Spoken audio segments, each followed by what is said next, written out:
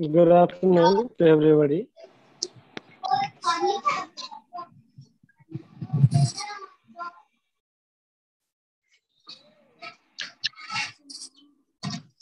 Can anybody tell me whether am I audible or not? Audible, sir. Okay, thank you very much for your confirmation. And someone's mic is actually little creating some disturbances, so I would really suggest you please mute your mic. And this is a first class regarding this particular topic, that is English literature, where we are going to talk about the introduction to literature.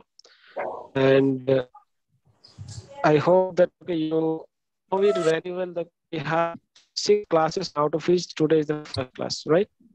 And we will be meeting on Friday, Saturday, and Sunday in the upcoming days of this week and also in the second week. Okay. Can you please mute yourself?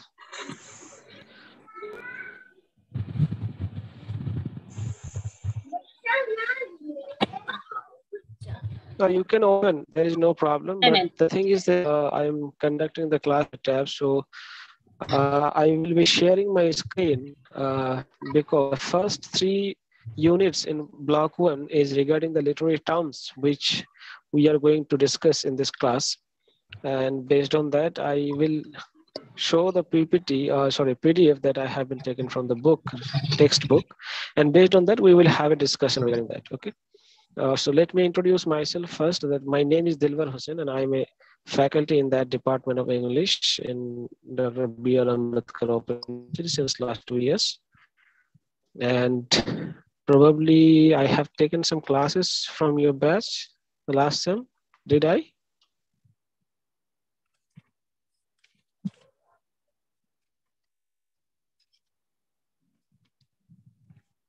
Anyway, so let me share my screen so that I can show you the topic which we are going to cover.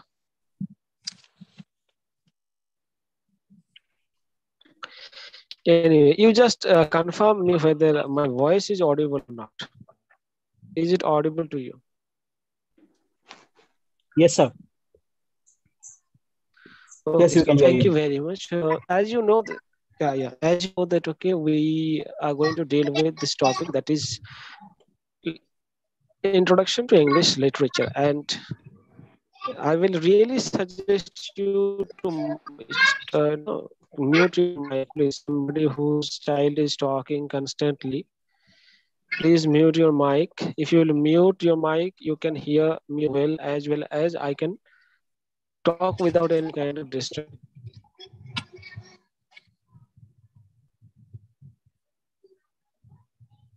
Yes, thank you. So in this block 1, how many blocks do you have? Do you have the book with you? I hope that you have received your book from your respective departments, and also you have the timetable, and you know it very well that, okay, in each of the blocks we have 3 units only, okay, and we have 6 days to complete each of them. We have 5 blocks. So it's completely a course. You have 5 blocks, and in each block you have 3 units, right? And we have 6 days to complete. Now, in the first block, we have 3 units, which is about the literary terms. And these terms actually have enormous aspect to decode, or you can say that like decipher. It's not only talking about the literary terms of one aspect, like it's not talking about figure of speeches. Rather than figure of speeches, it's also talking about the genres, the literary forms, literary movements. Okay. Then we have, figure of speeches, along with we have prosody, okay, scansion, versification, and all these things are actually part of these 3 units of block 1, where we are going to be introduced ourselves that, okay, what we are going to read in the upcoming courses, in the upcoming sections. Okay. So here, in the first unit, it's talking about the literary terms which starts with the alphabet A and it ends with H. Okay. And in the second unit, it will be from H to up to like U. Then we have in the third unit where we going to conclude up to Z, right? So it's actually written, the book has been written in a chronological order, or it would be better if we will put it in that way, that okay, it has been written based on the alphabetical order. So all the literary terms has been introduced over here in alphabetical order. Okay. Now see, I hope this is the second year. You are in second year, right? So you might have been familiar with literature and the aspect of literature that we do in literary study or critical analysis of a text. So can anybody please tell me that what do we read or how do we read in literature? Can anybody respond? Just any one of you. Yeah.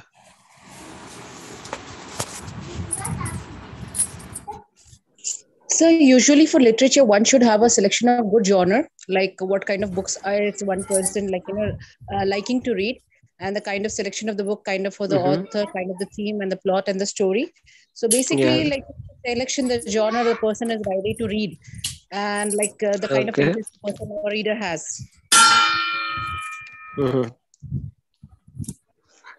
Okay, that's very good.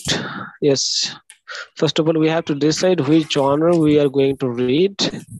Then based on that genre, we have to select a particular book and we will go through the literary text. After reading that, we may go again and find out or go through some kind of scanning and skimming, some intensive reading or extensive reading based on search of our own requirements. Okay. So the first thing is that when we are going to read a book, it's to know about the author. Though in some of the theories, literary theories, it's not mandatory to. Can anybody tell the person whose mic is on to mute it? Because I'm repeatedly telling that he or she is muting it, or I'm unable to mute her.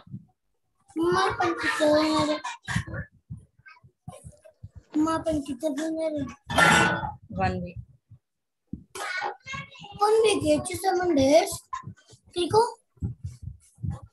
आप यहाँ से चले जाओ क्योंकि disturbance हो रहा है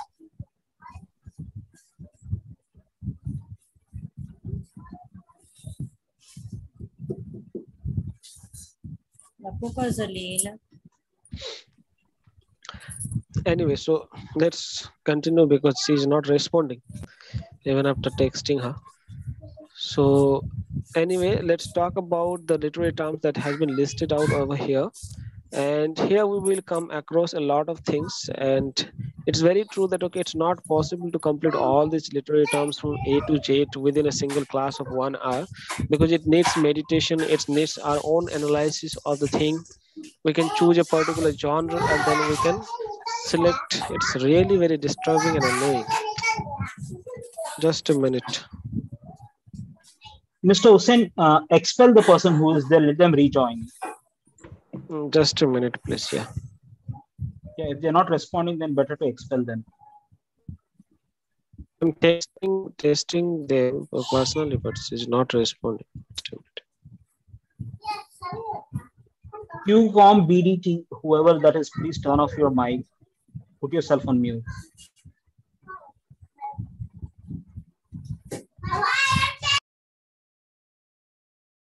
Okay.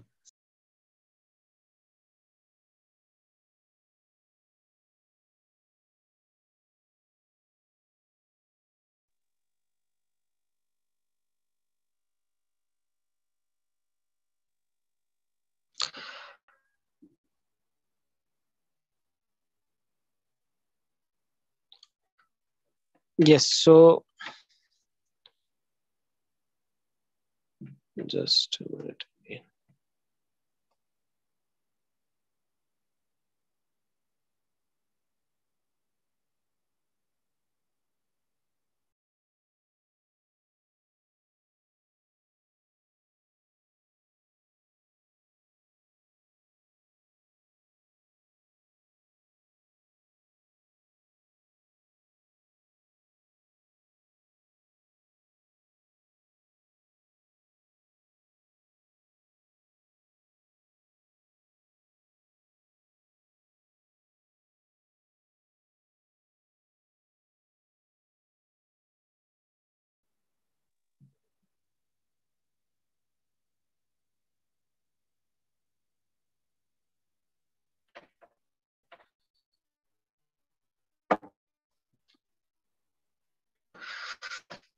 I'm audible to you.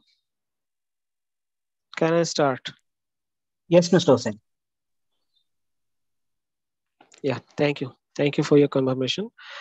So we were talking about the literary terms, and the first thing that somebody replied is that we have to choose the genre. Based on the genre, we can have a selective reading. We can also have a voracious reading based on our appetite of reading, right?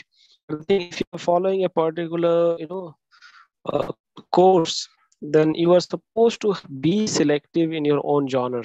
Okay, suppose if you are studying a paper on literary dramas, then you are going to explore that particular genre which is known as drama or plays. There might be some other types of plays, or it could have more than one types or one categories, and based on the categories, based on static characteristics, you will analyze it, it will critically evaluate it. And apart from that, if you have any theoretical perspective, and for the sake of writing your exam, you can also prepare some notes or some kind of presentations for your seminars based on the requirement of theoretical aspects, right?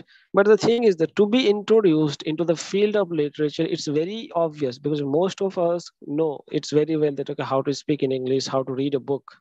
But there should be a sharp difference between the reading of a book between two person who is following literature, who is following their PG or graduation in literature, and those who are simply reading a book, being following any other streams, maybe science or technology or any other things. So there should be a sharp difference, because it is the literary student, it is the student of literature who knows how to read and how to analyze. A layman can read a book and give one perspective of a book, but when a literature student is reading a book, he can give or she can give more than more than 2, 3, 4, 5, 6 number of perspective of one particular story, one particular aspect.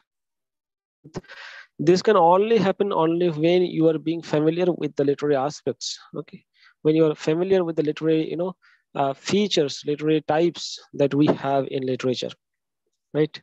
The first term that has been introduced over here is allegory, and this is not the actual way. If we will categorize all these literary terms, it can have simply literary movements. We have literary genres, then we have figure of speeches, or you can say rhetoric. We have prosody. We have then literary ages, and some of the important terms which has been coined by some of the important literary figure of each of the ages, from old English period to modern English period. Okay, we have criticism, we have theory, we have a number of items, right, that we can do. The first here, two terms has been given based on the alphabetical order, that is allegory and alliteration. Here I'm not going to give you or explain about all these terms, because it's not possible to complete the entire book, and we are supposed to complete the entire book giving an overview. It's not a complete class. Otherwise it would take almost one semester to complete one particular paper. So I will just let you know that okay, how you can continue your reading, how you can read yourself at home. So the first thing here over here is that allegory, right? Now whenever you will come across or come over this term that is allegory, you might have a kind of imagination that okay, it will be something that is very fantastic, something that is imaginary, something that is out of the world, or maybe some the in the world of Disney, okay, the world that you are roaming in your dreams. So allegory actually doesn't only simplify uh, its characteristic like as a world which is beyond our imagination. It's actually a story within which we use some characters, some images, or some kind of you can say that abstract ideas to represent one another thing. In simple words, what I can say is that we have a number of words. Now how do we generate meaning? Can anybody tell me? We do generate meaning based on our social experiences, based on our social context, right? So whenever we have a word and we have a fixed meaning to this particular word, it is actually not fixed to that particular words. It is created, or it is given, or socially created, right? Or politically created, or religiously created. For example, maybe before 10 years, we had a word called NET, that is net, right? Before 10 years, we had that word and we had a fixed meaning. Probably we used to uh, use net to catch fishes. We used to use net to fence a particular place, a particular area. But right now we have a number of meanings according to the modern world, right? Net means internet, right? Net means, and in internet also there are many types of internets, right? Internet, Ethernet, there are many types. So similarly, here meaning according to allegory, it has certain hidden qualities, or you can say that abstract qualities or ideas, which is actually symbolizing something that is very hidden. Or we have a surface meaning and we have a deep meaning. In another word, we have connotative meaning, we have denotative meaning. So the surface meaning could be different, could be a very obvious thing, but the deeper meaning that we are actually trying to highlight or trying to convey to the audience, that is what is known as actually allegory. As for example, here some of the examples has been given, like in George Orwell's novel Animal Farm. It's a very beautiful novel. It's just shorter than novel, so that's why it's called novella. So in this particular literary work, you will find that okay, pigs, animals, roasters, all these things are actually the characters of that particular book. And all these characters have their own voices. All these characters have their own voices, and they can talk, they can interact, they can play like human beings. Okay. And they delivered a lot of dialogues which imitate some of the politicians of that time. A lot of the actions done by those people, those characters in this particular book, was actually and kind of imitation of the politicians of that time. So here Animal Farm, in Animal Farms, all the animals and their deeds, their characteristics, their features, their conversations are actually modeled upon some of the politicians or political figures of the time and of that particular country, right? So we are using one obvious thing to symbolize, to allegorize something else, right? So this is what is known as actually allegory. Okay. In allegory, we use a different story to narrate another story. Okay. So we are not directly telling the story because of maybe some political pressure, because of some religious pressure, right? You cannot go against your own religion. You cannot go against the political leaders who are in power. If you will go against them, they will actually burn you. They will kill you. Maybe they will harm your family, right?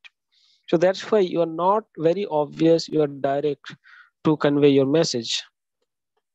That's why you take a roundabout way to convey, so that no one can directly say that okay, it has been directly uh, a kind of insult towards that particular person or particular faith or religion, right? So this is what we do in allegory. We try to convey a message through a completely different story. Okay, is it clear?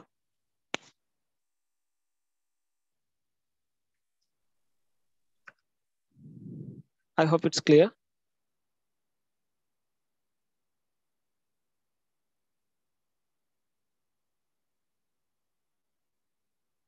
Yes. The next one is alliteration, and let me tell you, this is a figure of speech. Figure of speech means it's a rhetoric. Rhetoric, what can I say? That this rhetoric or figure of speeches are the, you can say, the jewelries of English literature, because they make writing, they make poetry, they make prose uh, so beautiful and charming. As females use jewelry, similarly the writers or the poets use literary figure of speeches to actually harness their poetry, their poems, uh, their literary artifacts like prose and novels and novellas, dramas. Okay, so these kind of things actually a kind of a tool that they use to actually beautify, to actually make it so charming to the eyes of the audience. So one such thing is alliteration, where we actually repeat some consonants to actually give emphasis on the aspect or the theme that we are trying to convey, right? So when there is a repetition of the consonant sound in the first alphabet, of a succeeding words, that's when it is known as actually uh, alliteration. So it's very easy to remember what is alliteration. Alliteration is the repetition of a consonant sound at the beginning of some succeeding words in a sentence, right? So read the example over here. The sun now rose upon the right. Okay, the sun now rose upon the right. Here, the letter R is repeated in two words, right? Here, the sun rose upon the right. Out of the sea came he, still here in mist, and on the left went down onto the sea. This particular line has been taken from Samuel Taylor Coleridge's beautiful poem, that is Rime of Ancient Mariner. And in this line, there is a repetition of R sound and S sound. So here it is written only the S sound, but R sound is also been repeated. So when it is more than once, there is a repetition of consonant sound in the beginning of the letters. This is known as alliteration. Got it? Now, exact opposite. It is the repetition of consonant sound. Now, exact opposite of this one will be vowel sound, right? So where there is a repetition of vowel sounds in the beginning of any successive words, that is known as assonance. ASSONANCE. Okay, so that is known as assonance. We will also get that one maybe later on. Okay, are you getting me? Is it clear to understand, right? Yes, sir. Yeah, thank you. Yes, sir. So the first term was a literary genre. This one is a figure of speech. So how you beautify the genre, how you write a poem, how you write a poetry or a drama. To see, the thing is, we have surface meaning, we have denotation. That's very true. Everything has a literal meaning. That literal meaning is the obvious meaning. Now we have a denotative meaning. We have a connotative meaning. We have a hidden meaning, which is a deeper meaning, right? Isn't that? So in allegory, we actually try to convey a deeper meaning through a surface meaning.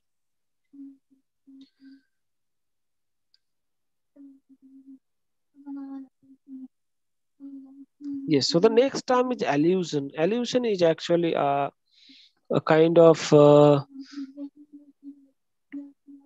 reference that we give or that we use in a literary text, right? It's a kind of reference to something or someone. Suppose you are writing a particular essay regarding the unemployment in India, right? Suppose you are writing an essay on unemployment in India, or the women empowerment in India, right? So if you are writing an essay on this particular topic, so what the entire essay will be your own point of views. But suppose if you are quoting a person, If you're quoting a person, like if you're quoting Mahatma Gandhi, you are quoting Indira Gandhi, maybe you are quoting some great leaders, female leaders or male leaders of the world. So if you're quoting them and you're using their phrases in your own message as a quotation or as a reference, that is actually a kind of allusion. Okay, so in literature also, it's actually nowadays it's very famous to call it as the intertextuality, right? Intertextuality means when you are quoting one text with other text, or you are quoting another text in your own text, or you're bringing that idea in your text, that is what is known as actually allusion. You're giving a reference to maybe that particular work written by a particular person, or you are referring to the same person who has written that one. So if you read a book, it's not a book, but it's a poem. It's a lengthy poem, modern poem. That is The Wasteland, written by T.S. Eliot. This particular poem is modern. And this particular poem actually caters all the features of modernism only because of few characteristics of modernism. It talks about the scattered things of the world. It talks about discontinuity. It talks about disorientation, disunity, right? All these things, and it also talks about that, okay, how we can live in the present world, okay, bringing up some of the pieces from around the world and we can make a collage. So in that particular poem, T.S. Eliot, Thomas Easton Eliot, has taken some of the important point from one particular poet. Maybe he's from or she is from Greek, another poet from Italy, another poet from India. So this is how he has actually collaged all these things and made up or create a very beautiful collage of poetry, which has become so popular in the world of modernity that okay, he is remembered for that particular beautiful work. So allusion are also good to signify, to give emphasis on the present scenario. That's why we sometimes say that okay, history repeats again and again. So because the problem that we are having or the situation that we're experiencing right now, or we are trying to explain in the present scenario, has also a similar kind of significance in the past, when another poet or another dramatist or maybe novelist has talked about the same thing, right? So in literary genre we do this one, and this is what is known as actually allusion. Okay, it reference to something or someone, often from another literary work. Okay, some examples has been given. I was thinking of giving an example of this one only. This is The Things Fall Apart, Chinua Achebe. The Wasteland is a poem written by T.S. Eliot, comprises numerous allusions to the Shakespeare, Dante, and many other Greek and other poets. It also has a reference towards Quran, Bhagavad Gita, because the last line maybe of the T.S. Eliot's poem, that is The Wasteland, is Shanti, Shanti, Shanti, something like that, taken from Bhagavad Gita, I think. You got it? So allusion can be taken to actually strengthen your own point of view that you want to share, or that you want to jot it down in your book, right? And one such example is Things Fall Apart. It's a beautiful novel written by Chinua Achebe from Africa.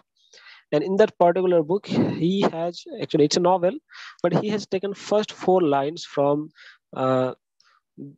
W.B. Yeats' poem, that is Second Coming. Okay, the first 4 lines. And in that first 4 lines, you will find the title of this one, Things Fall Apart. Okay, burning and burning, gathering, something like that. I do not remember the lines actually. But from first 4 lines, you will find the title of that particular novel. So that actually, those 4 lines from W.B. Yeats' poem, and that is Second Coming, you can simply guess the theme of this particular novel, that what could be the theme, or what could be the story or the end of this novel. Why the poet, why the novelist has used those 4 lines from a particular poem of a different person from Ireland or Scotland. Why he has actually quoted that person? Because he belongs to Africa, and that man was from maybe the white community, and he's from black community. Why did he quote? So there is a connection between the story that he has narrated and the story of that 4 lines taken from Second Coming by W.B. Yeats.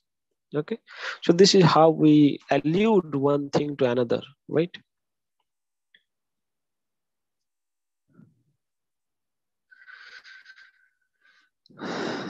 You can read about anachronism. It's a very easy thing. It's about against time something or its chronology.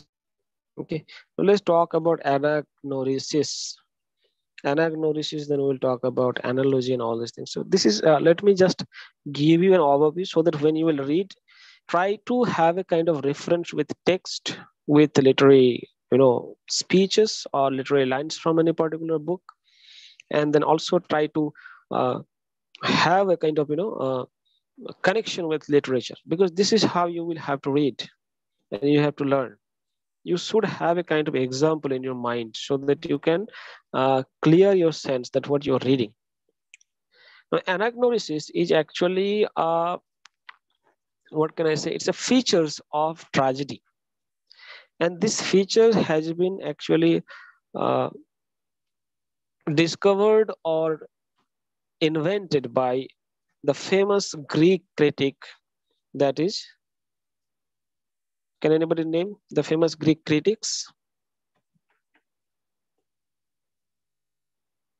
Have you ever heard of Aristotle, Plato, Socrates? Yeah. Socrates, Plato, Yes. even. But Socrates and they were philosophers, sir. Do they come under literally? Like they were authors. Yes. Let me tell you. Yeah, let me tell you. See, the entire modern world, the world that we are running right now, or the world in which we are living, is completely based on the philosophies given by Plato, Socrates, Pythagoras. Then we have Aristotle. These people have given n number of ideas, n number of philosophies upon which we have created the kingdom of modern world. If you are reading about anything, any philosophies, any, in science also, in mathematics also, if you'll talk about logical reasoning, if you're talking about syllogism, if you're talking about data interpretation, if you're talking about in chemistry, physics, everywhere you will find Aristotle, Plato, Socrates, okay, all these people. Because they were not only the thinkers, they were not only the philosophers, but I think they could have some kind of, divine revelations upon them, because they have given such a beautiful concept which cannot be, countered, and based on which we are actually increasing our, knowledge, and we are expanding our knowledge. So this man, Aristotle, actually Socrates is the first philosopher. Plato was the student of Socrates, and Aristotle was the student of Plato. And there was another student whose name is King Alfred the Great. King Alfred the Great was also the student of Aristotle. So this is how actually they descended from one to another. And they were, to be honest, they were masters of all the concepts, all subjects, especially geometry, then astronomy, then medicine, and art and culture. In these 4 or 5 fields, they were the masters of all the time. It was almost like 3,000 years ago, before Jesus Christ, right? Before he was born. So almost like 800 BC or 900 BC, before Christ, during the time of Homer, the blind poet Homer, right? So all those people have, talked about drama, poetry, art, culture, science, and all these things. Socrates has a method, and that we also often use in teaching also, which is known as Socratic method. Socratic method is very easy. See, if the teacher has to teach a particular topic, he will not going to discuss anything. He will simply ask the students to answer some few questions, and from that questions only, the student will definitely somehow he will be connected to the answers. So this is how actually during that time they were taking questions and answers and elaborating things. So now we were talking about anagnorisis, and here it's especially related to tragedy, and it refers to a moment where there is some special revelation, discovery, or moment when the main character discovers something about himself. Okay, so that means in tragedy we have various aspects that has been delineated by Aristotle in his book Poetics. Poetics is a book written maybe in 324 BC or 84 BC. I do not remember exactly, but it was in 300 BC. So in that book, he has talked about the each and every aspect of a tragedy. And all the tragedies that has been written so far since the uh, time of Aristotle, somehow they followed the rules and restriction that has been mentioned by Aristotle in his book Poetics. And it's a very critical book. It's a theoretical book where he has delineated all the aspects in a very beautiful way. And in that book, he has talked about certain aspects of the character, the main character, the hero that we have in our movies, the hero that we have in our epic films, right? Bahubali, right?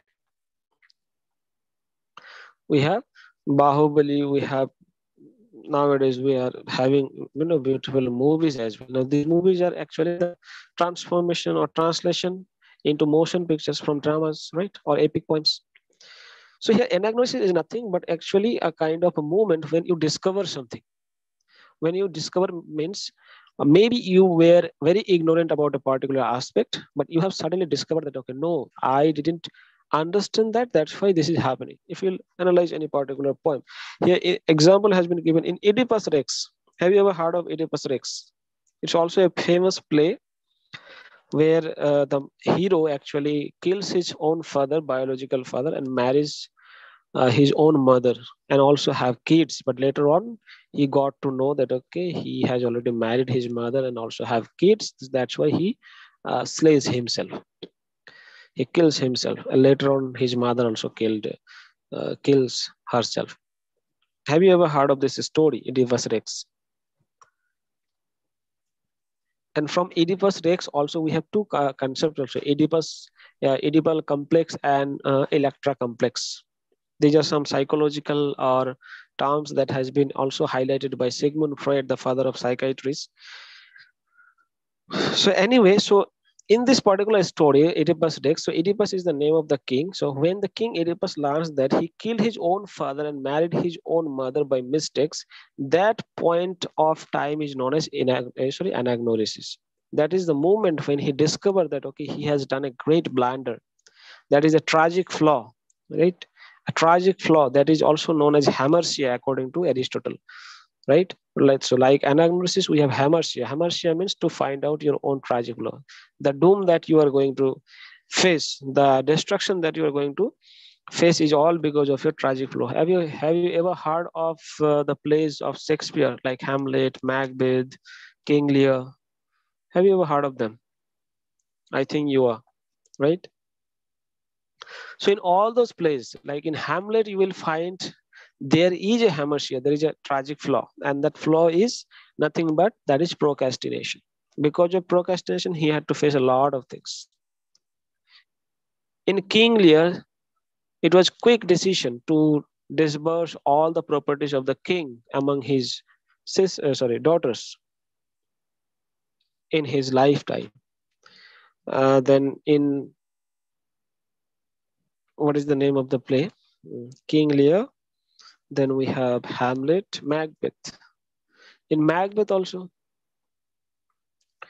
Othello. In Othello, actually the king kills his wife because of certain kind of conspiracy hatched by some of the people around him, but he didn't realize that. But the moment he realized, he found that, okay, he has already committed such kind of mistakes, and that cannot be reversed, right? So that is what is known as anagnosis. Anagnosis happens because of the tragic flaw, because of the tragic flaw or hamartia. And this has a solution to do, that is known as catharsis. Catharsis means when you are actually healing up yourself, right? We have a number of ways of catharsis. Music can also be used to heal someone's psychological depressions, right? So this is how we have anagnorum, right? It's a form of wordplay in which letters of word or phrase can be rearranged to make. See, in your exams, you will find some of the questions, like there will be questions, write down some of the basic definitions or explain the terms given below. There will be 4 or 5 terms. You will have to just explain them. If you know the example, it would be better. Otherwise, you can use your own example from your own literature that you have written. You just have to connect it with your own study. Analogy is very easy to say. Analogy is also a figure of speech where we simply compare two things, right? Can you please tell me what are the figure of speeches that we use to compare two things, two different things to each other?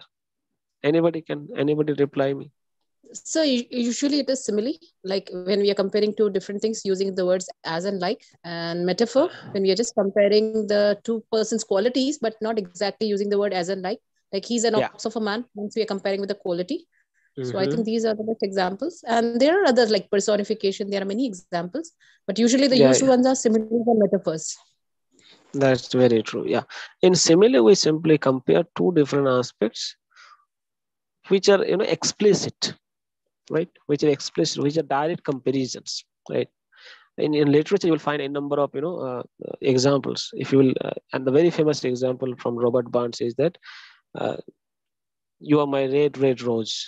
You look like a red rose, right? So as you said that, okay, we use specifically that like and as to compare one particular thing with another. So that's simile, very obvious. But in analogy also, we compare two different aspects, to different ideas, to different things, okay, with each other. That is also known as analogy. This is a simple comparison. It can be idea, it can be people, it can be anything, inanimate, anything. So when you're doing a simple comparison, that is part of analogy. In analogy, you can divide it as simile and metaphor. We have personification, right? We have epigram and all these things. We have synecdoche and synecdoche and metonymy, and all these figure of speeches are also there, right? So here some of the examples has been given. The evening is spread out against the sky. No, sorry, something is else also there. Like a etherized passion upon a table. Yeah, so this line has been taken from a famous poem of T.S. Eliot, that is the love song of J. Alfred Prologue. Here, actually, he's talking about the evening, and he's comparing the evening with a etherized passion, right? Giving synesthesia on the time of operation. So he's feeling that, okay, that the evening is looking like so dull and pale that it looks like a patient on the table or maybe on the seat of operation, right? Surgery room. So it's a kind of comparison, okay, with the, it is not a direct comparison, so it can be part of metaphor. In metaphor, we do not directly compare one thing with another. As you said that, okay, there will be a comparison, but the comparison is not direct. It's implied comparison, right? As for example, you can say the famous example is camel is the sheep of desert, right? So in no way they are connected to each other, but if you will go deep, or if you will understand the deeper meaning, you will find it very easily that yes, in the deserts there is no other vehicle than a camel. So they are the ships, they're the only ships or the only vehicle to transport from one place to another in deserts. So this is how we use comparisons, we use figure of speeches to defamiliarize the concept, right? Everybody knows that camel is the only vehicle in a desert. But when you are defamiliarizing it using the wordplay that you know, that is the mastery of literature. That is the beauty of literature, right? Anyway, anaphist is also again another figure of speech where we simply repeat some phrases or words at the beginning of some successive lines. I'm not talking about the words in a line, right? When we are talking about alliteration and assonance, we were talking about the repetition of consonant sounds and vowel sounds in the beginning of some succeeding words in a sentence. But here it is the repetition, okay? It is the repetition of some words or phrases at the beginning of some succeeding lines, right? So for example, I think there is no such example, but when maybe if you have read the poem that is The Last Ride Together by Robert Browning, that poem actually starts with since, and in the first 4 lines, you will find the word since in the 4 succeeding lines. This is the beginning word in the 4 succeeding lines. So that's why that figure of speech is known as anaphora, right? Anecdote is a short story. You can also about the antagonist is the villain or who is against the hero of a particular movie or story. So you can use that one also. Now let's go to the next some anti-phrases, antistrophe. These are some type of clauses and sentences that we use in grammar. Antithesis also figure of speech. Okay, archaic, archaism. It is the use of oldest words that often, very often, uh, done by Shashi Tharoor. Okay, you must have heard of him. He is a great scholar and also a great speaker, and he always used some archaic words. Right, archaic means something that is very old, not in use. So he always try to use some archaic words. Archetype is also a type of character, a prototype, you can say, or you can say that okay, it's a foil thing that we use in literature. Aside is a form of speech like monologue, right? We have monologue, we have a dramatic monologue, right? Atmosphere, ballad is a form of poetry, narrative poetry. You can also have that one. Bildux Roman is a story where it's in another term you can say that it's a coming up of age story, right?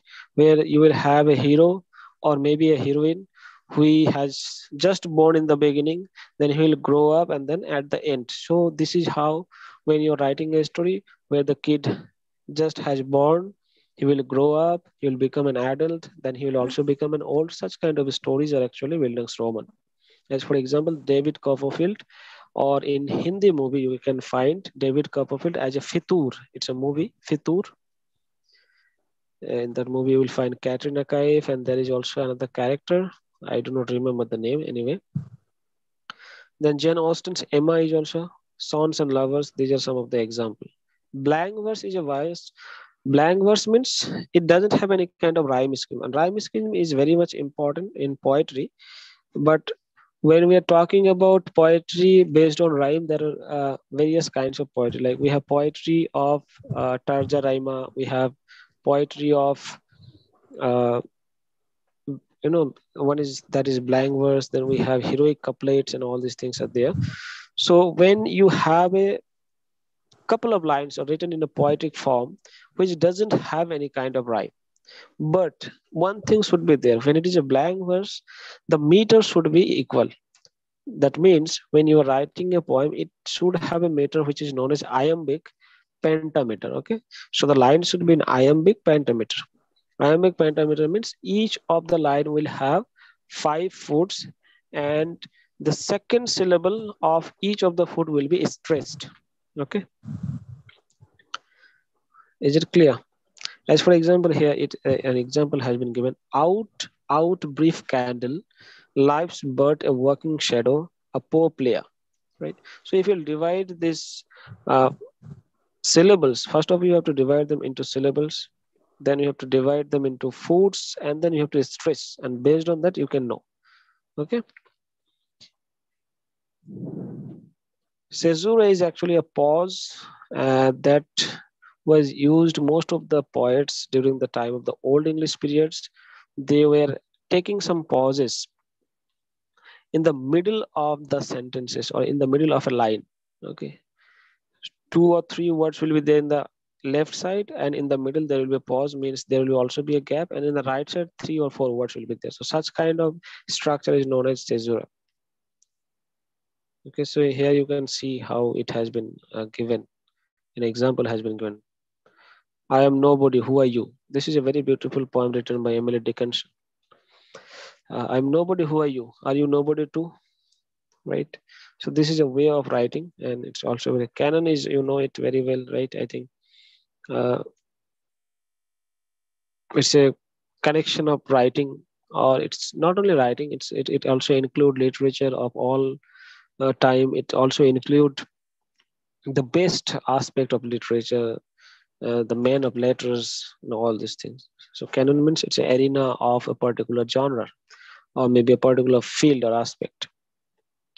Canto is also again a division into a poem, and this poem can be an epic poem, it can be a narrative poem, but not a lyric or a short poem. Okay, so we have cantos in a long poem, in a narrative poem, or in an epic poem. Then catastrophe. Catastrophe is actually nothing but a disaster that happens, a misfortune that happens in tragedy, especially. Catharsis is, I told you that, okay, it means cleaning or puring the emotions in which the character gets liberated from pity, fear, anxiety, and tension. So it's a way of healing the psychology, healing the mind, right?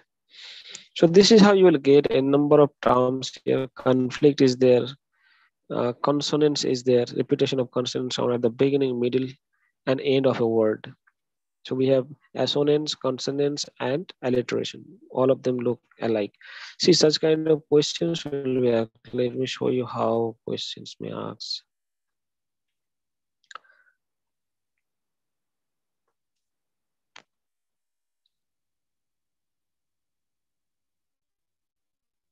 So these are some of the questions given over here for your progress, to check your progress. You can take any one of them. Colloquialism, what is the meaning of colloquialism? Colloquialism is nothing but a kind of trend that stays at a period of time in particular society, in particular place. So if somebody is asking that, reply me in your own colloquial language. Colloquial language means the language that you use at your family, the language that you use in your friend circle, right? So colloquialism means something that is in trend. Conceit is again a figure of speech, or you can also say that it's a literary term as well, apart from figure of speech, because it has some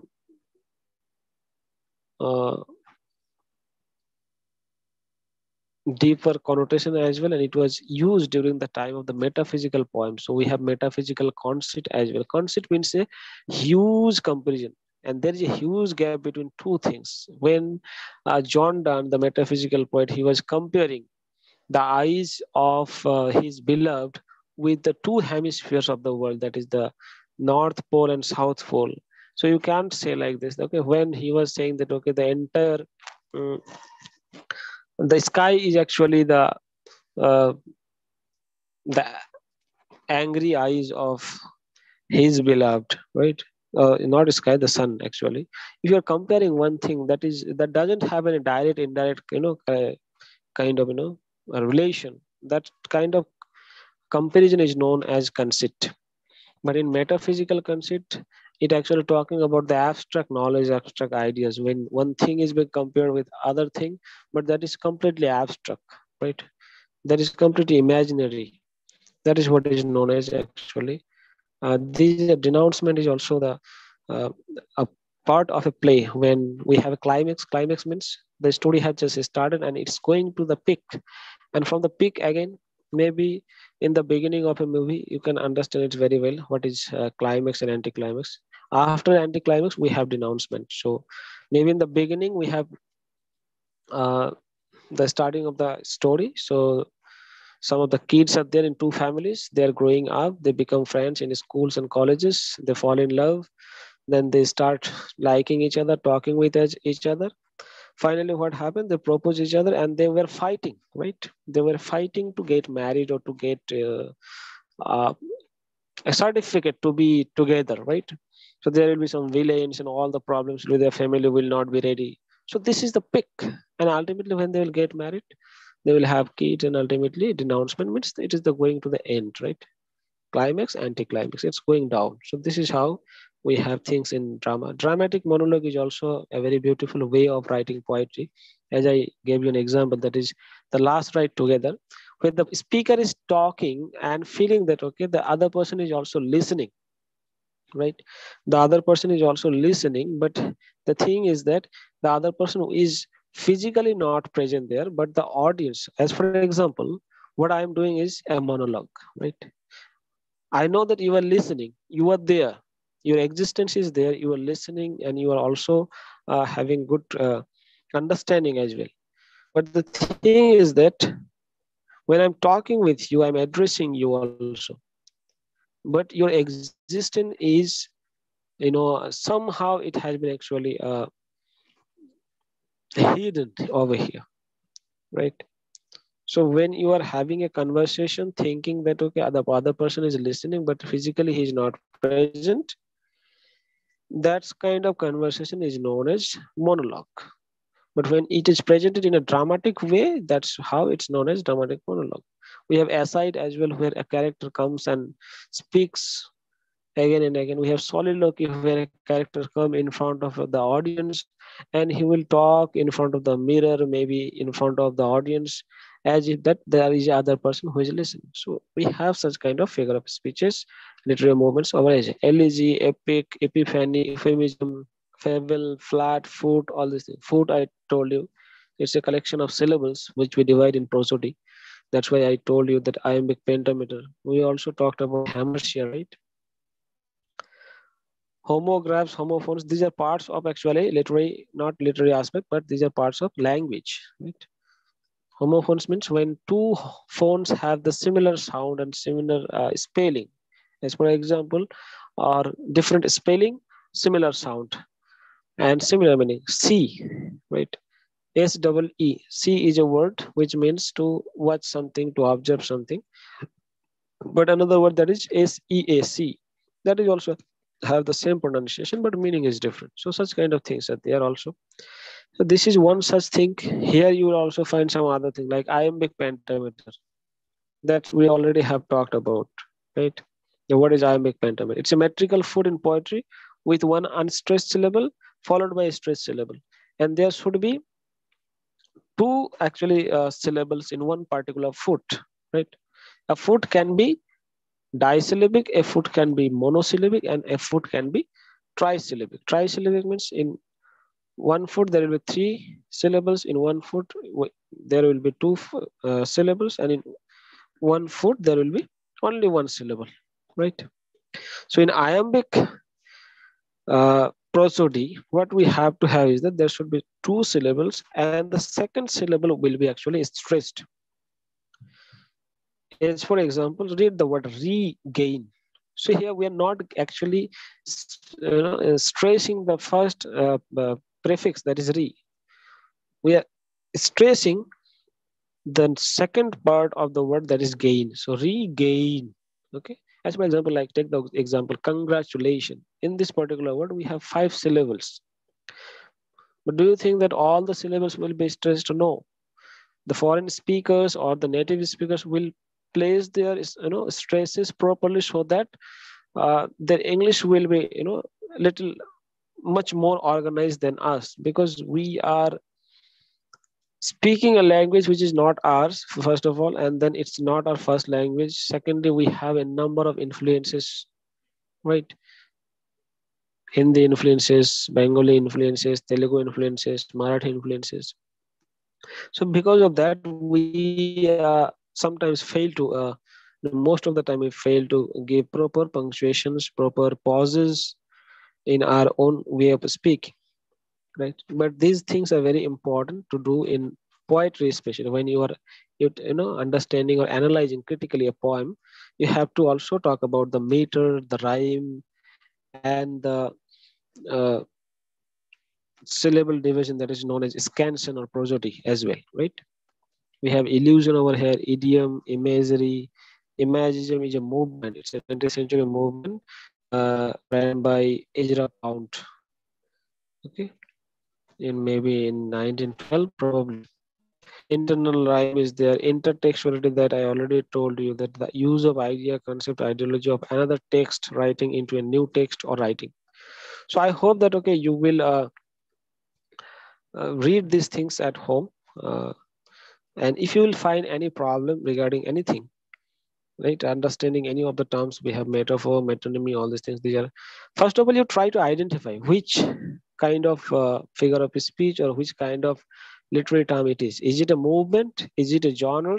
Is it a figure of speech? Is it a part of any aspect? I mean, literary terms like drama, poetry, or is it a kind of a part of a prosody, right? First of all, identify them, then you try to narrow it down, right? So you have a big topic that is maybe, as for example, anapest. Anapest is actually a type of prosody. like iambic pentameter. So similarly, we have anapist. It is a trisyllabic food, which has 3 syllables, where we have the first syllable of the 3 syllable will be stressed and rest of the 2 syllables will be unstressed, right? So you just categorize them first and then try to have a kind of an example at your own, right? So that you can remember that, okay? Is it fine? So again, we will meet tomorrow at exactly 1:30 to 35 p.m. And tomorrow we are going to talk about some of the other aspects. If you have any query, you can write it down. You can ask me tomorrow. Otherwise, we will be talking about the other units that we have in block 2. Here you can see that the meter, what is the meter or types of meter here? Iambic pentameter, iambic meter, trochaic meter, spondic meter, anapistic meter, and dialectic meter. These are the meters. Okay. Iambic, trochaic. So first 2 meters are disyllabic and last 3 are trisyllabic, where 3 syllables will be there. There is one also another meter that is known as pyric, which is also a 2 syllabic meter. So if you have any question regarding anything, you can ask me in the next class. Otherwise, we will start or move into the next chapter, next block. If you don't have any problem, you just please go through once. If it will take hardly 1 hour for one unit, you just have to go through once. You can easily create your own, imaginary examples or your real life examples from any literary text or any kind of thing, right? So it will be easy for you to remember for a long time. So even you don't know anything about the term in your exam point of view, you will be able to give examples. Also, you can define it in your own way, right? Okay. Right now, if you have any question or query, you can ask me. Do you have any question or query? Not for now, till we go through it. I didn't get you. Can you please repeat again? I said not right now. Once we go Okay. through it, probably we will have Yes. Please go through once and please let me know if you have any problem. Otherwise, we will jump into the next topic, because anyhow, see, I was asked to give you an overview how to read, how to complete the topics, because it's, as you also know it very well, it's not possible to complete an entire book within 6 days, right? So we will also go through the other topics in that way, but if possible, I will try to share with you some written notes as well. Okay, and those notes will be also helpful if possible. Some of the notes are there for from literary movements especially, or I will use them to make you understand that, okay, how to analyze or read a particular literary movement. As for example, we have romantic movement, right? We have romantic movement, we have imagism as a movement that I already mentioned in the few minutes back. So I will use my notes to make you understand or familiar that how to analyze a particular movement, what are the things that we have to remember, and how to remember or how to write a note. Okay. So if possible, from next unit, next block, we will start that one from tomorrow onwards. So till the time, take care. Have a good time. Okay. Thank you, Mr. Okay. Thank you. You can leave now.